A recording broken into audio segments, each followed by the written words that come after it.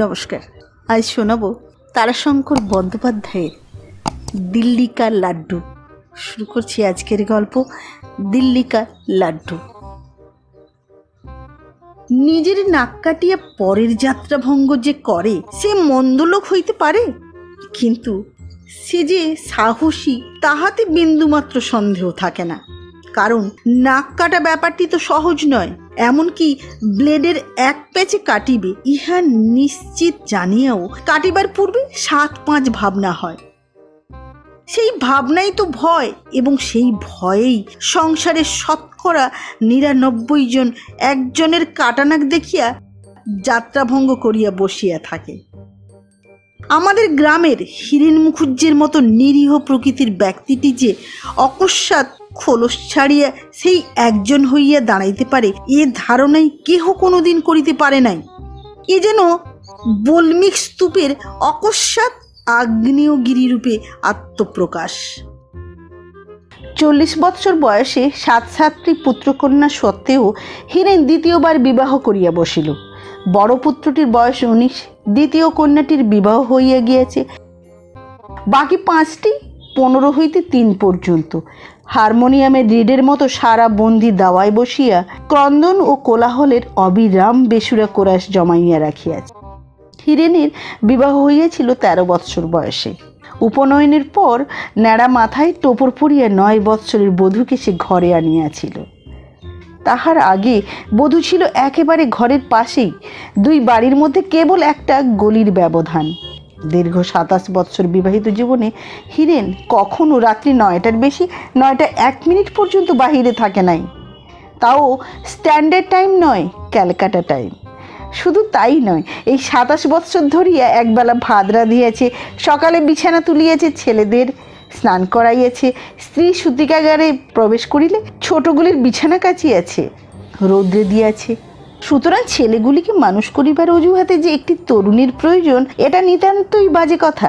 পুরুষ মহলে হীরেনের এই অকল্পিত সাহসিকতায় তাক লাগিয়া গেল। তাহার উপর বিস্ময়ের ঘোর কাটিতে না কাটিতে তাহারা অনুভব করিল জীবন পথে তাহাদের যাত্রাভঙ্গ ঘটিয়াছে। মাথা হেঁট করিয়াও চলা দুষ্কর। স্বামী স্ত্রী রাত্রে স্বামীর হাতখানা সরাইয়া দিয়া মুখ বাঁকাইয়া বলিল, যাও যাও, পুরুষ জাতের মুখে আগুন, তোমাদের ছুঁলে পাপ, গঙ্গা স্নান করতে হয়। শ্যাম এ আকস্মিকতায় ঘাবড়াইয়া গেল। একই স্ত্রীকে সে বাঘিনীর মতো ভয় করে, তাহার উপর অকস্মাৎ তাহাকে উল্কামুখী হইতে দেখিয়া বুকটা তাহার ঢিপ ঢিপ করিয়া উঠিল। শ্রীগালী উল্কামুখী কোনো রকমে সহ্য হইয়াছে, কিন্তু বাঘিনীর ক্ষুরোধার দাঁতে যদি দাহিকা শক্তি যুক্ত হয় তবে ভাবিয়াও শ্যাম শিহরিয়া উঠিল। একেই কাঁচা মাংসের স্বাদে বাঘিনী ভয়ঙ্করী, তাহার উপর দাহিকা শক্তির প্রসাদে সিদ্ধ মাংসে কালিয়ার আস্বাদ পাইলে আর রক্ষা থাকিবে না। আজ আবার সে বাঘিনীকে খোঁচা দিয়াছে। সে আজই লোহার কাঁটা দিয়া স্ত্রীর বাক্স খুলিয়া 4টি সিকি সরাইয়া ফেলিয়াছে।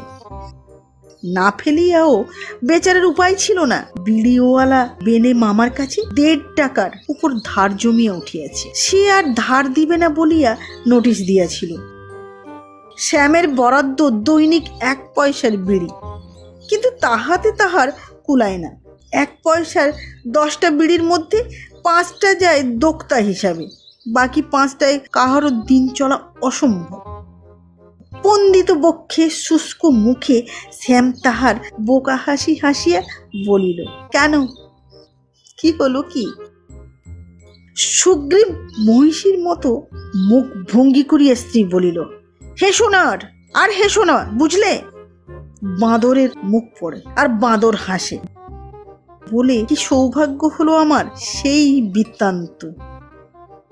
শ্যাম উষ্ণ হইয়া উঠিল। বাঁদর হইবার কামনাই তাহার জাগিয়া উঠিল।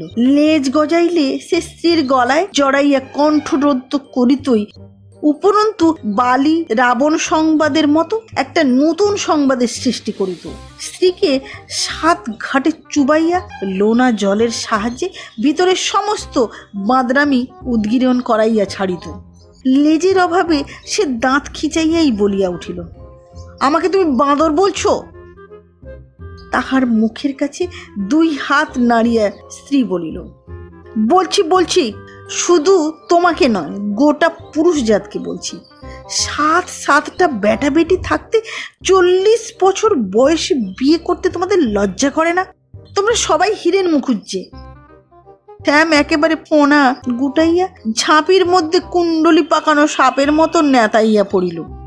আবার সে তাহার বোকার হাসি হাসিয়া বলিল, তা তুমি বলেছ ঠিক, কিন্তু সবাই তো আর হীরেন নয়, সবাই গোটা পুরুষ জাতটাই হীরেন।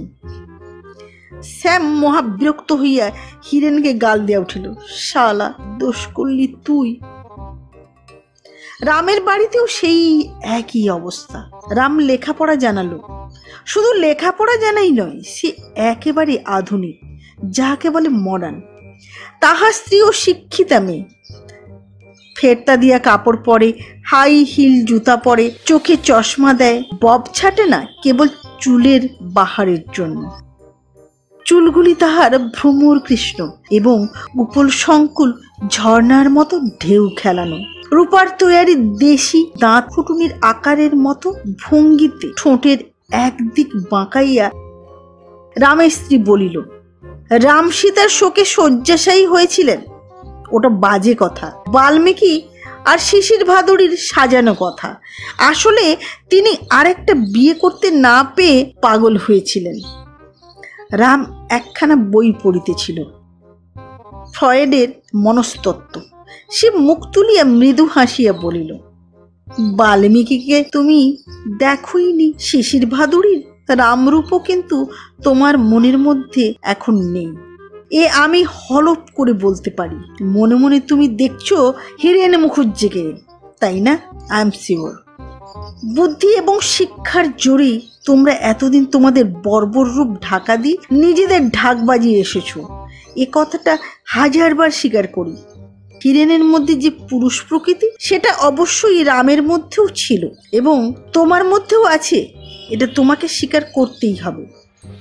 স্বীকার করলাম, কিন্তু হীরেন বিয়ে করায় তোমার ক্রোধের হেতু ফ্রয়েড অনুসারে কি? 1000 বাতির সমকক্ষ ইলেকট্রিক বাল্বের সুইচ কে যেন অন করিয়ে দিল। শিক্ষিত স্ত্রী ভদ্রভাবে তীক্ষ্ণতম স্বরে বাধা দিয়া বলিয়া উঠিল, ব্রুট কোথাকার। পর মুহূর্তেই যেন ফিউজ হইয়া গেল। ঘরখানাকে অন্ধকার করিয়া দিয়া সে অন্তর্হিতা হইল। আধুনিকা হইয়াও সনাতন গোসা ঘরে খিল দিল। রাম কিছুক্ষণ চেষ্টা করিল আবার বইয়ে মন দিতে, কিন্তু 1000 রকমে মনকে বিশ্লেষণ করিয়াও মনকে একাগ্রে অথবা শান্ত করিতে পারিল না। বইখানাকে রাখিয়া দিয়া ঘরে পায়চারি করিতে করিতে সে ভয়ানক চটিয়া উঠিল হীরেনের উপর। দূর হইতেই তাহাকে উদ্দেশ্য করে গালি দিয়া উঠিল, সে একটা বিস্ট। গ্রামের এই নরনারী সংবাদ হীরেনের কানেও উঠিয়াছিল।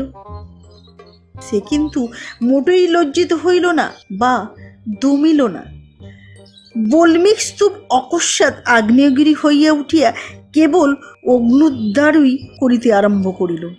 প্রকাশ্য পথেই সে আস্ফালন আরম্ভ করিল, কুছ পরোয়া নেই, এ তো বউমলে বিয়ে করেছি, এবার একটা থাকতেই আবার বিয়ে করব, 11টা নয় 5-10টা, দেখি কে কি করে আমার।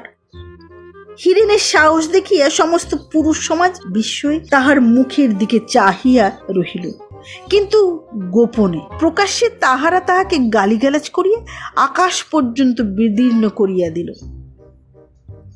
হীরেনের আস্ফালনের সংবাদ পাইয়া মেয়েরা যেন রণরঙ্গিনী হইয়া পুরুষদের জীবন বাক্যবাণে জর্জরিত করিয়া তুলিল। দায়ে পড়িয়া পুরুষেরা ভগবত ভক্ত হইয়া উঠিল, সাধুগণকে ত্রাণ করো হে ভগবান। শ্যাম বেচারা তো মুমূর্ষুর মতো হতবাক হতচেতন হইয়া সবের মতো এলাইয়া পড়িল। কিন্তু কাল কলি। শ্যামের স্ত্রী হতচেতন স্বামীর বুকের উপর প্রায় নাচিতে লাগিল, তবু জিভ কাটিল না। ঠিক এমন সময়ে যে ভগবান যুগে যুগে সাধুগণের পরিত্রাণের জন্য অবতীর্ণ হন, তিনি বোধ হয় দুস্থ পুরুষগণের দুঃখ মোচনের জন্য অবতীর্ণ না হইয়াও পার্শ্ব পরিবর্তন করিলেন। চাকা ঘুরিয়া গেল। গাঙ্গুলিদের ছেলে নীরেন ভগবানের ইঙ্গিতে একটা বিষম কাণ্ড করিয়া বসিল। নীরেন MA পাস, ভালো চাকরি করে। মাত্র বৎসর 2 পূর্বে তাহার বিবাহ হইয়াছে। তাহার স্ত্রীর শরীর খারাপ দেখিয়া সে তাহাকে চিকিৎসার জন্য কলিকাতায় লইয়া গেল এবং কয়েকদিন পরেই বাড়িতে সংবাদ দিল বধূটির যক্ষা হইয়াছে। তাহার চিকিৎসার জন্য তাহাকে এখন হাসপাতালে রাখিয়াছে। তাহার সেবা শুশ্রূষার জন্য নিজেও সে ছুটি লইয়াছে। নীরেনের বাপ মা ছুটিয়া কলিকাতায় গেলেন, কিন্তু কয়েকদিন পর তাহারা ফিরিয়া আসিলেন। তাহাদের অবস্থা দেখিয়া কেহ কোনো প্রশ্ন করিতে সাহস করিল না। নীরেনের মা ফোঁস ফোঁস করিয়া কাঁদিতেছেন। নীরেনের বাপের মুখ উদাস গম্ভীর। সংবাদটা অনুমান করিয়া লইবার পথে বিন্দু মাত্র অস্পষ্টতা কোথাও ছিল না। স্টেশনে সমবেত সকলেই একটা দীর্ঘশ্বাস ফেলিল। রামও স্টেশনে ছিল। সে বাড়িতে গিয়া সুগভীর একটা দীর্ঘশ্বাস ফেলিয়া বলিল, নীরেনের বউটি মারা গিয়েছে। রামের স্ত্রী চমকে উঠিল। কে কে মারা গিয়েছে? নীরেনের স্ত্রী। Very sad. রামের স্ত্রী স্তব্ধ হইয়া বিচিত্র দৃষ্টিতে স্বামীর দিকে চাহিয়া রহিল। রাম সে দৃষ্টি দেখিয়া শঙ্কিত হইয়া উঠিল। যুদ্ধ ঘোষণার পূর্বেই সে পৃষ্ঠ প্রদর্শনের উদ্যোগ করিল। রামের স্ত্রী বলিল, চললে কোথা? তোমার তো আর স্ত্রী মরেনি যে ঘোড়ার খোঁজে হন্তদন্ত হয়ে ছুটে বেরোচ্ছ। রাম অত্যন্ত রুষ্ট হইয়াও সভয়ে বলিল, কি বলো তুমি তার ঠিক নেই।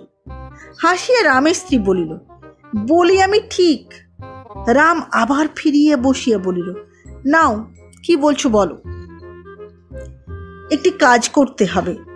নীরেনের সঙ্গে শেফালির বিয়ে সম্বন্ধ করতে হবে। বাবা আমার টাকা খরচ করতে পিছুবেন না। রামের মুখে বিচিত্র হাসি ফুটিয়া উঠিল। সে বলিল, নীরেন হিরেনের সম্বন্ধে কিরকম ভাইও হয় না, বোধহয় মাস্তুতো। রামের স্ত্রী বলিল, সে আমি জানি না। সন্ধ্যার পর রাম বেড়াইয়া ফিরিলে স্ত্রী জিজ্ঞাসা করিল, গিয়েছিলে নীরেনদের বাড়ি? তীক্ষ্ণ বাঁকা হাসি হাসিয়া রাম বলিল, গিয়েছিলাম। সপ্রশ্ন ভঙ্গিতে স্ত্রী তাহার মুখের দিকে চাহিয়া অপেক্ষা করিয়া রহিল, কোনো কথা বলিল না। রাম তাহার মুখের দিকে চাহিয়া বাঁকা হাসি একটু বেশি করিয়া হাসিয়া বলিল, শুনলাম হিরেনের সঙ্গে নীরেনের কোনো সম্পর্ক নেই, গ্রাম সম্পর্ক পর্যন্ত না। কপাল কোঁচকাইয়া তীক্ষ্ণ দৃষ্টিতে চাহিয়া স্ত্রী বলিল, মানে? মানে নীরেনের স্ত্রী মৃত্যু এখনো হয়নি এবং নীরেন তার রুগ্না স্ত্রীর থিওরে সাবিত্রীর মতো বসে আছে। বাম্মা কারোর অনুরোধ শোনেনি। চাকরি থেকে 6 মাসের ছুটি নিয়েছে এবং দরকার হলে চাকরি ছেড়ে দেবে। স্ত্রী কিছুক্ষণ রামের মুখের দিকে চাহিয়া বলিল, তোমাদের জাতটাই এমন, বুঝেছ? স্ত্রীর জন্যে মা বাপকে পর্যন্ত বিসর্জন দাও তোমরা। বুদ্ধিমান বহুবিদ্যার অধিকারী রাম হতবাক হইয়া স্ত্রীর মুখের দিকে চাহিয়া রহিল। শ্যামের অবস্থা আরো শোচনীয়। প্রথমে সে সগৌরবে একটা বিড়ি ফেলিয়ে দিয়ে সঙ্গে সঙ্গেই আবার একটা বিড়ি ধরাইয়া বলিল, শুনেছ তো? স্ত্রী মুখের দিকে স্থির দৃষ্টিতে চাহিয়া বলিল, 2 টান খেয়েই বিড়িটা ফেলে আবার একটা বিড়ি ধরালে যে? ফেলিয়া দেওয়া আধ পড়া বিড়িটা কুড়াইয়া কুলুঙ্গিতে রাখিয়া দিয়ে শ্যাম বলিল, ধত্তির বিড়ির নিকুচি করেছে। স্ত্রী বলিল, তা বই কি, মরদের মুরুদ 20 বিঘে ধানের জমি, তাতে বছরে 365 দিনে 365টি পয়সার বিড়ি চাই, সেই বিড়ি ফেলে দেওয়া? শ্যাম অত্যন্ত ক্রুদ্ধ হইয়া বলিল, অপরাধ হয়েছে, বাপরে বাপ, বাপরে। স্ত্রী এ কথার কোনো প্রতিবাদ করিল না। গম্ভীরভাবে পানের বাটা টানিয়া লইয়া দোক্তা খাইবার উপযোগী ডবল খিলি রচনায় প্রবৃত্ত হইল। কিছুক্ষণ চুপ করিয়া থাকিয়া শ্যাম বলিল, নীরেনের কথা শুনেছ তো? হিরেনের কথা নিয়ে খুব তো খোঁচা দিয়ে দিয়ে কথা বলো। নীরেন কিরকম? যাও যাও, স্ত্রৈণ ভেড়িওয়া কোথাকার, ওই কথা নিয়ে বড়াই করতে লজ্জা করে না? বুড়ো বাপ মা, তুই একমাত্র ছেলে, তাদের ছেড়ে তুই। আমার ছেলে হলে কান ধরে টেনে আনতাম, এনে বিয়ে দিতাম। ছেলে নেই, পুলে নেই, কাঁচা বয়স। শ্যাম বিছানার উপর শুইয়া পড়িল। স্ত্রীর দৃষ্টি এড়াইয়া নিঃশেষিত প্রায় বিড়িটা ফেলিয়া দিয়া ঘরের চাল কাঠের দিকে চাহিয়া গান ধরিল, তনয় তারও তারিণী। যত সব সেকেলে গান। শ্যামের কণ্ঠস্বরটি ভালো, গানও সে ভালোই গায়। স্ত্রীর কথায় তাহার তারিণীর স্তব অসমুক্ত রহিয়া গেল।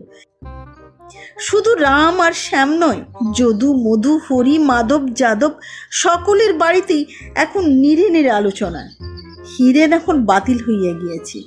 নিষ্কৃতি পাইয়া সে বেশ স্বাভাবিক হইয়া উঠিল। হাট করে, বাজারে করে, জমি দেখে, তাস খেলে। নীরেনকে লইয়া সেও আলোচনা করে। আলোচনায় সকলের সহিত সেও একমত। এটা একেবারে বাড়াবাড়ি, বাড়াবাড়িও বেশি অপরাধ। মেয়েরা বলে, আদিক্ষেতা বউকে নিয়ে। নীরেনের বাপ ছেলেকে বুঝাইয়া পত্র দিলেন, লিখিলেন, সমস্ত গ্রামের লোক তোমার এ আচরণে নিন্দা করিতেছে। তাহা ছাড়া তুমি লেখাপড়া শিখিয়াছ, বিজ্ঞান বলো, শাস্ত্র বলো, কিসে তুমি তোমার এই আচরণের সমর্থন পাইলে? এ মায়া মিথ্যা। মিথ্যার মোহে পড়িয়া নিজের সর্বনাশ নিজে করিও না। নীরেন উত্তর দিল, গ্রামের লোকের স্তুতি নিন্দায় আমার কিছু আসে যায় না। বিজ্ঞান ও শাস্ত্র এ দুইকেই আমি মানি না। তাহার অপেক্ষা বৃহত্তর বস্তু প্রেম, একমাত্র তাহাকেই আমি মানি। শাস্ত্রকে মানি না বলিয়া রেহাই আছে, কিন্তু বিজ্ঞানকে মানি না বলা ধৃষ্টতা। মাস কয়েক পরেই নীরেনের স্ত্রী মারা গেল। নীরেনের বাপ-মা আবার একবার কলিকাতায় ছুটিলেন, কিন্তু দুজনেই সেই পূর্বের মতো ফিরিয়া আসিলেন। বাপের মুখ গম্ভীর, মায়ের চোখে জল। নীরেন আসে নাই, সে কাশী গিয়াছে। সেইখানেই স্ত্রীর সাধ্যাদি সারিয়া দেশ ভ্রমণে বাহির হইবে। ঘরে ঘরে আবার একবার আলোচনা জমিয়া উঠিল। শ্যামের স্ত্রী বলিল, মুখে ঝাঁটা মারি, বুড়ো বাম্মাকে ফেলে স্ত্রীর সুখে সন্ন্যাসী হওয়ার মুখে ঝাঁটা মারি। শ্যামের উপস্থিত বিড়ির পয়সার প্রয়োজন ছিল। সে সঙ্গে সঙ্গে স্ত্রীকে সমর্থন করিয়া বলিল, 100 বার ঠিক বলেছ। শ্যামের স্ত্রী অত্যন্ত ক্রুদ্ধ হইয়া উঠিল, বলিল, 100 বার, 1000 বার, 1,00,000 বার। শ্যাম বলিল, আমিও তো তাই বলছি, তুমি রাগ করছো কেন? রাগছি কেন? তোমাদের দেখলে সর্বাঙ্গ জ্বলে যায়। তোমরা কি মানুষ? তোমরা জানোয়ার।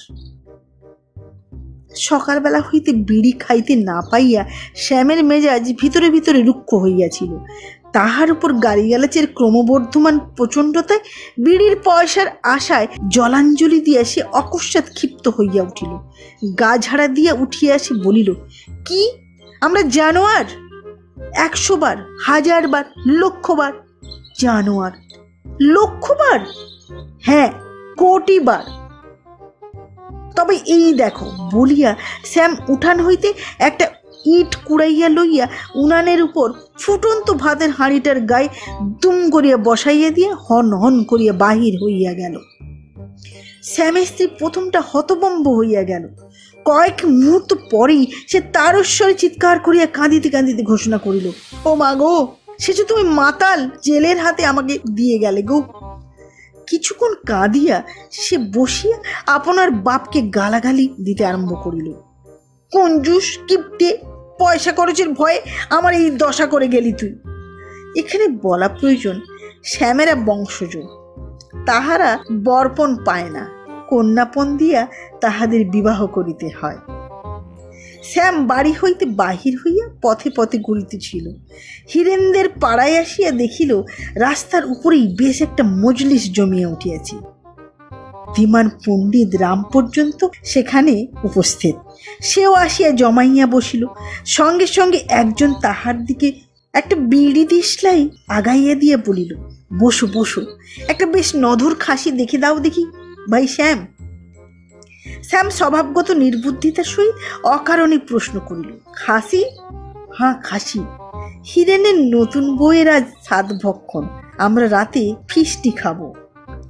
অন্য একজন বলিল, একটা খাসি তো হবে তো, মেয়েরাও তো ছাড়বে না। রাম প্রতিবাদ করিয়া উঠিল, তাহলে আমি নেই, কিন্তু ওদের সঙ্গে সামাজিক ভোজন না করে উপায় নেই, কিন্তু প্রীতি ভোজন অসম্ভব। শ্যাম কথাটা বুঝিতে পারিল না, কিন্তু সায় দিল। মাস দুয়েক পর একদিন গভীর রাত্রে রাম তখনও একখানা বই পড়িতেছিল।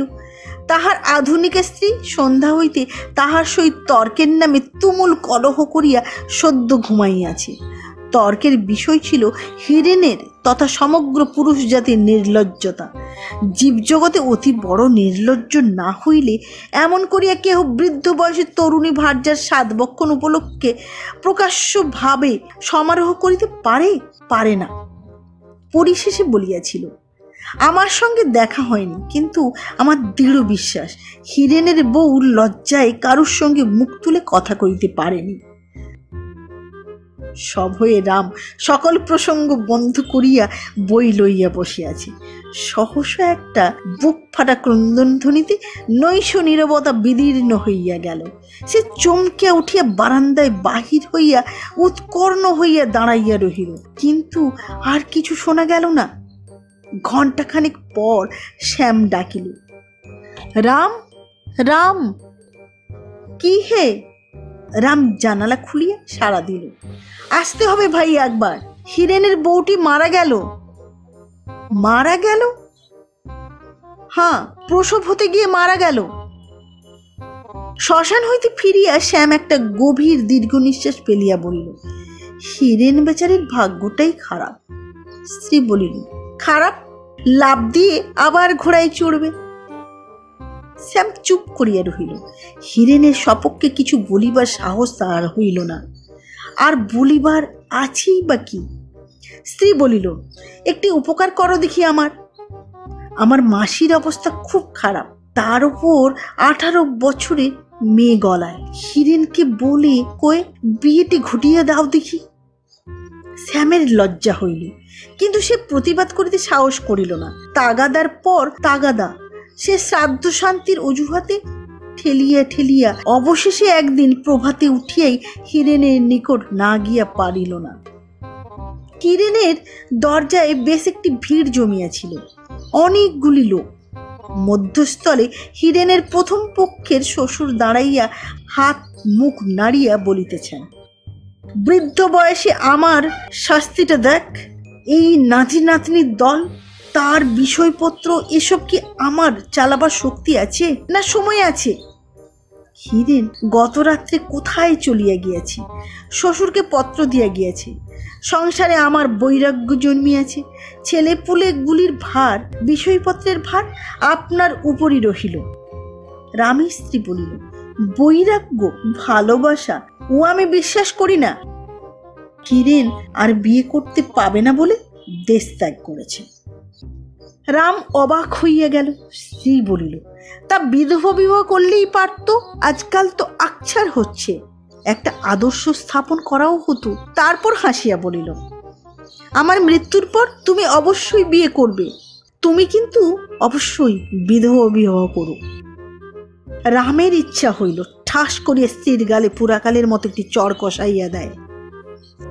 গ্রামে আলোচনাটা তুমুল হইয়া উঠিল। সে তুমুল আলোচনাকে ঢাকিয়ে দিয়ে অকস্মাৎ কোথাও নহবতের বাঁশি বাজিয়া উঠিল। বাঁশি বাজিতেছিল নীরেনদের দরজায়। নীরেন বিবাহ করিয়াছে, আজই সে বউ লইয়া ফিরিবে। 12টার ট্রেনে এইমাত্র টেলিগ্রাফ আসিয়াছে। রামের বউ ফিক ফিক করিয়া বাঁকা হাসি হাসিতে আরম্ভ করিল। শ্যামের বউ উঠানময় আরম্ভ করিল রণরঙ্গিনী নৃত্য। শ্যামের অন্তর বিদ্রোহ হইয়া উঠিয়াছিল। সে ভাবিতেছিল চাণক্য পণ্ডিতের শ্লোক, কণ্টকে নৈব কণ্টকম।